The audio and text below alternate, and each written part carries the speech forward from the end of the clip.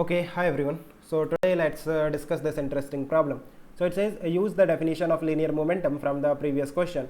Can we state the principle of conservation of linear momentum for a single particle? Fine. So देखो इसके जो previous question था वहाँ पे linear momentum का definition दे रखा था something like mass into speed means जो आपका linear momentum था वो स्केलर फॉर्म में दे रखा था मास इंटू स्पीड. सो जैसे हमने इसके पहले वाले क्वेश्चन में बात की थी कि it is not valid, conservation of linear momentum is not valid for a system. अगर हम लीनियर मोमेंटम को स्केलर फॉर्म में डिफाइन करते हैं then conservation of linear momentum is not valid for a system. जैसे हमने टू पार्टिकल सिस्टम लेके discuss किया था.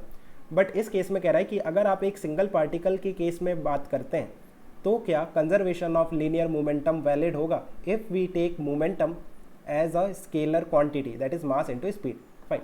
सो देखो what is the statement of conservation of linear momentum. It says that if net external force on the system, so यहाँ पे तो एक ही particle है, so we have to say that if the net external force on the particle is zero then इसका जो momentum है वो change नहीं होना चाहिए. और मोमेंटम से क्या मतलब है यहाँ पे मास इंटू स्पीड.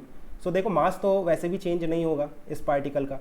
सो अगर नेट एक्सटर्नल फोर्स इस पार्टिकल पे ज़ीरो है तो इसका स्पीड भी नहीं चेंज होना चाहिए.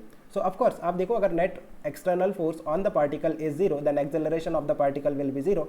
If acceleration of the particle is zero then rate of change of velocity will be zero means velocity will be constant. अगर वेलोसिटी कांस्टेंट है तो स्पीड भी कांस्टेंट होगा because speed is nothing but the magnitude of the velocity. Means अगर velocity vector आपका constant है तो उसका जो मैग्नीट्यूड है दैट इज स्पीड वो भी कांस्टेंट होगा. सो इस तरह से हम कह सकते हैं कि मोमेंटम भी कांस्टेंट होगा but it is for a single particle. अगर मैं फॉर अ बॉडी की बात करूं जैसे कोई बॉम्ब है या फिर कोई एक्सप्लोजिव है और something which can be broken और जो फर्दर डिवाइड हो सकता है. मान लो ये दो पार्ट में डिवाइड हो गया और दोनों ही part because of the internal forces जैसे एक बॉम्ब होता है राइट, एक्सप्लोजिव होता है.